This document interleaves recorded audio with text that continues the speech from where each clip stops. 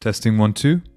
Hello. Alright, so when we talk about Omega Speedmasters, people immediately jump to the Moonwatch, the most iconic watch, arguably, of all time, especially when talking about Omega. But what if I told you there was a version that's smaller, more wearable, automatic, and often overlooked, even by collectors?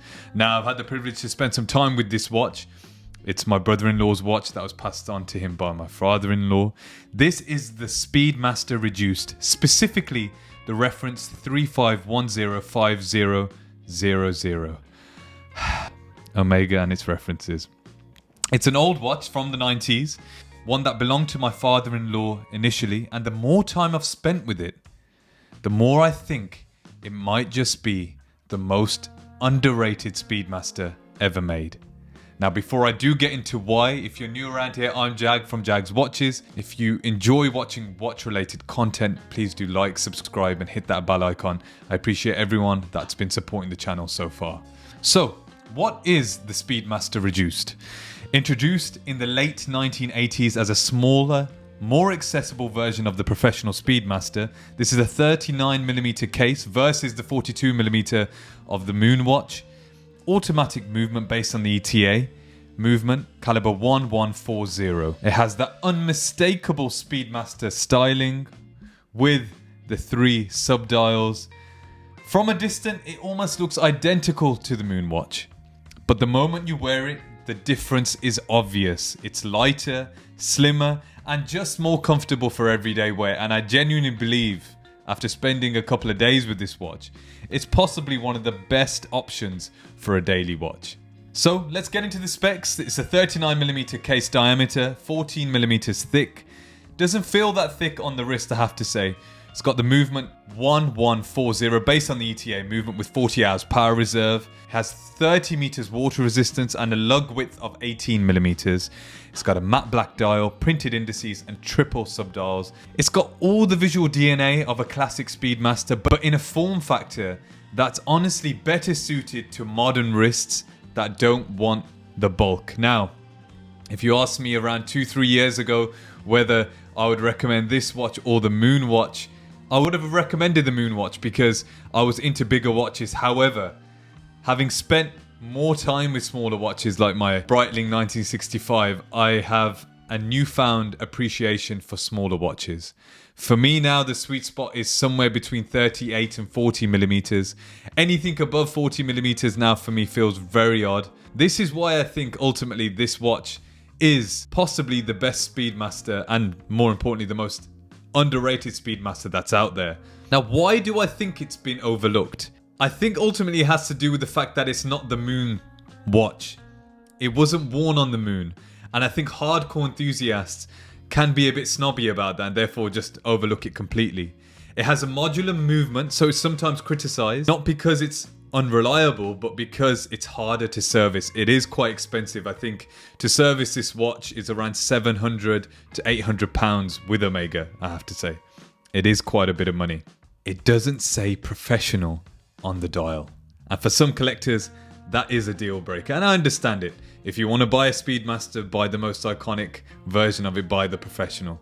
But all that exclusivity baggage means you often can find these at a great price, and exactly why I think it's a hidden gem.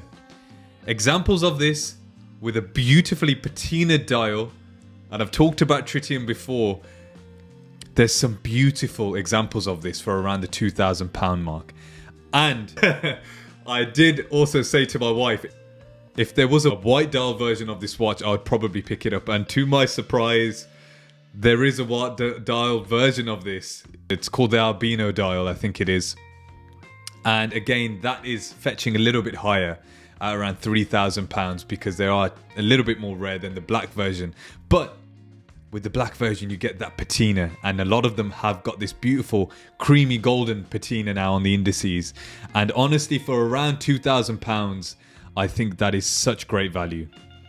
You do have to factor in, however, that £700-800 servicing fee, which is quite a hard one to take when the cost of the watch is around £2,000. However, saying that, I still think it's a great option. Now, for a personal story with this watch, I think the fact that When I first was exposed to this watch, I didn't fully appreciate it. I overlooked it. Just like how a lot of people have overlooked it. And now, spending time with it, as saying, having that appreciation for smaller case diameter watches, I just have this real appreciation for it. And as all watch collectors say, if every single watch collection needs a Speedmaster. Let me know in the comments if you agree or not. But it made me realize that watch collecting and just generally collecting isn't about the newest or the most hyped watches. Sometimes it's about rediscovering what you already have. And I think my father-in-law now has a plan to take this watch back off my brother-in-law and get it fixed up and clean. You can see on the crystal there is a bit of a scuff there. But it's a watch that's, considering it's from the 90s, has held up pretty well. One thing I haven't mentioned is this bracelet. This bracelet is better than my Seamaster bracelet. This bracelet is better than my No Time to Die bracelet. It is honestly very, very comfortable.